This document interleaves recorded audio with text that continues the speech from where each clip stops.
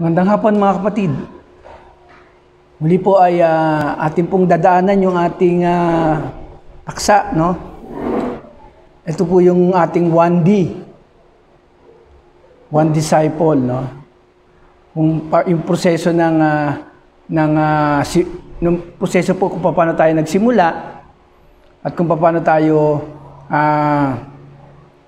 magpapatuloy at lalago sa ating ugnayan sa ating Panginoon. Dinaanan po natin yung apat na tuntuning espiritual, no? Yun po yung una, sumunod yung new birth, pagsilang na muli. At nandito na po tayo sa pangatlo, yung katiyakan ng kaligtasan, assurance of salvation po.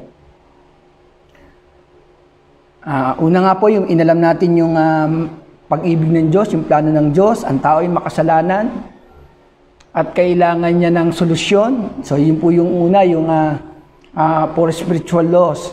So pangalawa po, ito po yung pagsilang na muli para daw magkaroon tayo, pagharian tayo ng Diyos at maunawaan natin yung mga bagay na spiritual. Yung spiritual kasi maunawaan lamang sa parang spiritual. At nandito na nga po tayo sa pangatlo, katiyakan ng kaligtasan. Sige po, tayo po yung manalangin bago tayo magsimula. Dinaanan lang po natin yan para makikita po natin yung sunod-sunod. Tayo po yung manalangin. Panginoon, niling po namin na patuloy kaming subaybayan, especially Lord, sa aming mga nagsisimula, sa mga kapatid namin nagsisimula.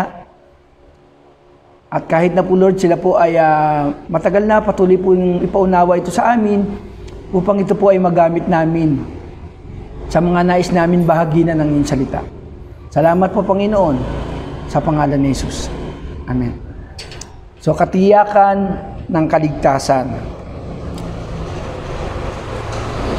Dapat daw po natin maunawaan na ang lahat ng ito para daw maliwanag sa atin, no?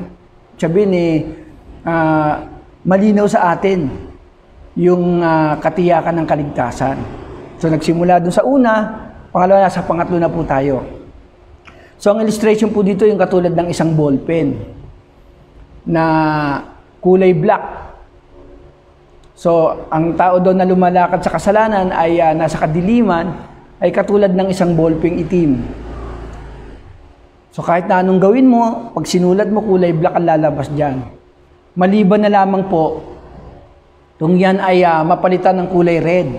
Ayan po, magkakaroon ng pagbabago at yun nga po, ang sabi po rito,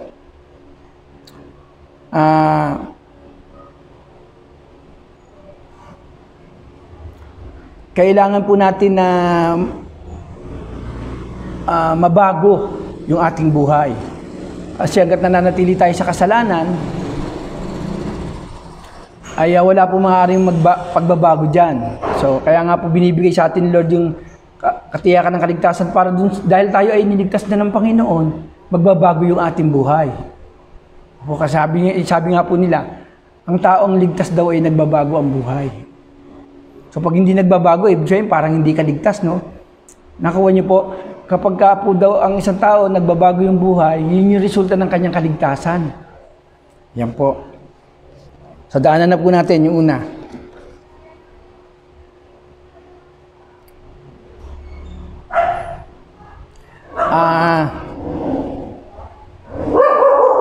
Magkakaroon ng himala sa buhay ng isang mananampalataya kapag natanggap niya yung kaligtasan. Una ay dapat natin maintindihan, nung tinanggap natin ang ating Panginoon, pinatawad na ng Diyos ang ating lahat ng ating kasalanan. Sabi dito, if we confess our sin, He is faithful and just, and He will forgive us our sins and purify us from all unrighteousness. So kapag ipinahayag natin yung ating mga kasalanan, siya ay tapat at makatarungan na igagawad sa atin yung patatawarin tayo sa ating mga kasalanan sapagkat siya ay matuwid, sabi riyan. So kailangan po ay magkaroon po ng pagkukumpisal at matamo naman natin yung kapatawaran. Ayan po. So sabi dito, mapalad daw yung mga taong ang pagsuway ay pinatawad na. At sila ay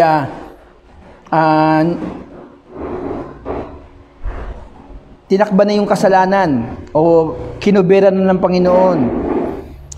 Pag pinagpala daw yung taong ang kasalanan ay nilimot na ng Panginoon. Purihin ang Diyos. Then, pangalawa po, ito po yung mga una po, nagkaroon tayo ng katiyakan na tayo pinatawad ng Panginoon. Pangalawa po, tayo daw po ay kanyang gagawin bagong nilalang sa 2 Corinthians 5:17. Ayan po, nakalagay dyan. He has been made a new creation. Dahil nga po ikaw ay nilinis na ng Panginoon, pinatawad na ng Panginoon yung ating kasalanan, so magiging bagong nilalang ka na. Yan po yung, dahil po yan sa kaligtasan, isa po yan kasiguruhan ng kaligtasan po.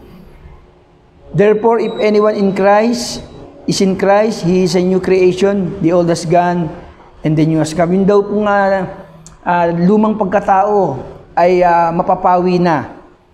At yung bagong pagkatao na nilinis na ng Panginoon, yan daw po yung makikita. Yan daw po yung dapat nating paparating. Yung the new has come. Yung bagong nilalang, pagiging bagong nilalang. And then number 3 po, so matatanggap daw natin yung buhay na walang hanggan, sabi dyan, sa 1 John 5:12-13. Kapag sino man daw yung pinananahanan ng anak, ay may buhay na walang hanggan. Pero kapag wala ang anak sa kanyang buhay, ay wala siyang buhay na walang hanggan. So ibig sabihin, pag natanggap mo tinanggap mong personal ang ating Panginoon,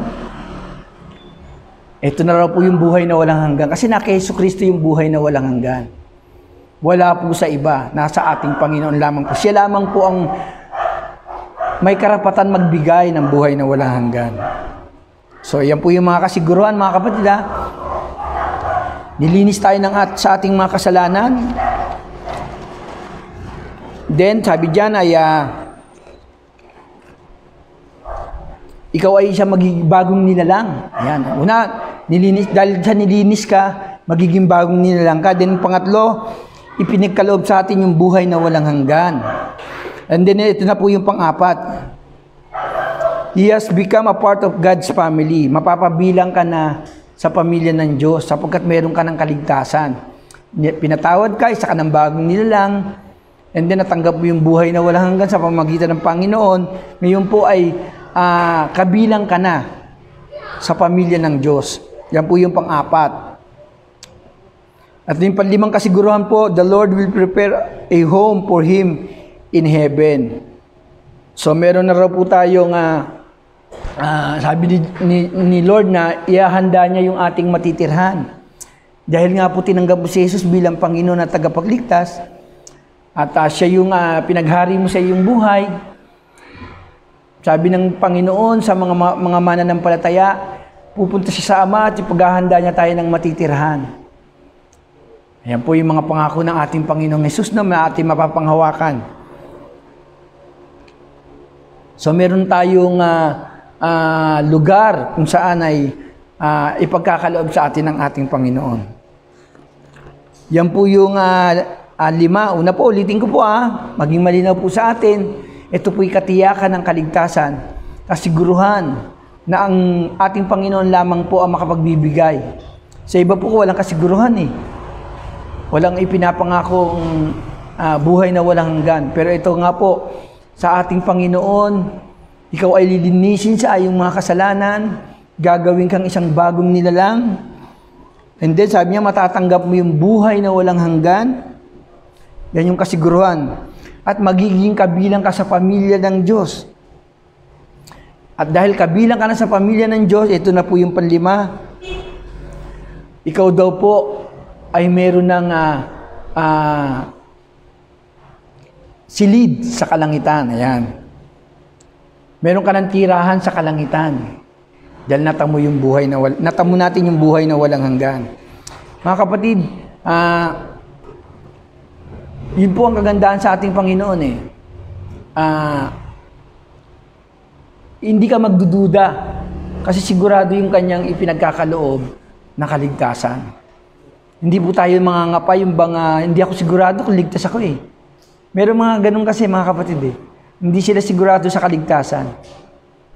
So nakita naman natin yung proseso, nalaman natin yung, isa-isahin po natin nalaman natin yung plano ng Diyos, na tayo'y mahal ng Diyos, nalaman natin na tayo'y makasalanan, at tayo ay tinubos niya sa ating mga kasalanan, at tinanggap natin siya.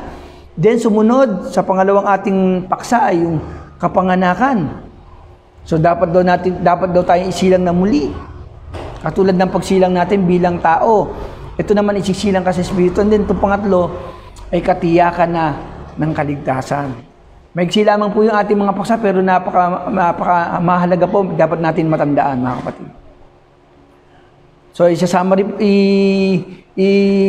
papaalala ko lamang po tayo ay pinatawad sa ating mga kasalanan. Itong ating pinag-uusapan. Then pangalawa po ay sabi diyan ay ikaw ay ginawang bagong nilalang ng Panginoon. Pangalawa po yon. Then pangatlo po ay pinagkaloob sa atin yung buhay na walang hanggan. 1 John 5:12-17. At yung pang-apat po ay kabilang ka na sa kanyang pamilya. John chapter 1:12-13.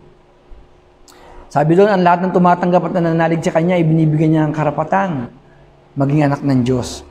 So kabilang ka na sa kanyang pamilya. Then ang panlima, ito na po yung huli. Meron ka ng buhay na walang hanggan. Ito po yung ating silid sa kalangitan. Binigyan ka ng silid ng Panginoon. Sabi diyan, inihanda na ng Panginoon yung tirahan mo sa kabilang buhay. So ang Panginoon lamang po yung nagbibigay ng mga ganyang pangako. Wala na pong iba. Mga kapatid, sabi dito, yung huli po, do not let your heart be troubled. Trust in God. Trust also in me, sabi ni Christ. In my Father's house are many rooms. If it were not so, I would have told you I am going there to prepare a place for you. John chapter 14 verse 1-2. So inihanda na ng Panginoon yung lugar ng bawat isa sa atin. Mga kapatid, pangahawakan po natin yan. Ito po yung sunod-sunod po, ating pinag-uusapan ay sa Wandi po. Ito po yung ating pwedeng ibahagi sa ibang sa gusto natin mabahagi na ng salita ng Diyos. Opo, mahalaga po na ito'y sunod-sunod. Para po, mas maganda kasi po yung ganyan yung sunod-sunod yung ating pinag-uusapan para maiintindihan natin yung ating kalagayan sa harapan ng Diyos. Okay po, tayo po yung manalangin at magpasalamat na po para sa ating pagtatapos. Panginoon, salamat po. Minsan pa kami ay nagagalak sapagkat ang katiyakan ng kaligtasan ay pinagkaloob mo sa amin. Tunay nga po, Lord, na wag po namin itong mapabayaan. Bagkus, Lord, ay aming panghawakan na kami ay binigyan mo ng kasiguruhan nung natanggap namin ang iyong anak na si Jesus. Dalangin po namin, Panginoon, na patuloy po kaming sumubaybay sa iyong mga salita. Patuloy namin saliksikin upang maunawaan namin lubos yung napakagandang plano mo sa amin, Panginoon. At patuloy kami lumago, maintindihan namin ang lahat ng sinasabi ng iyong mga salita. Salamat po, Panginoon, sa katiyakan ng kaligtasan na hindi kayang ibigay ni inuman, Panginoon. Maliban lamang sa iyo, Panginoon, ikaw lamang po ang nangako nito sa amin.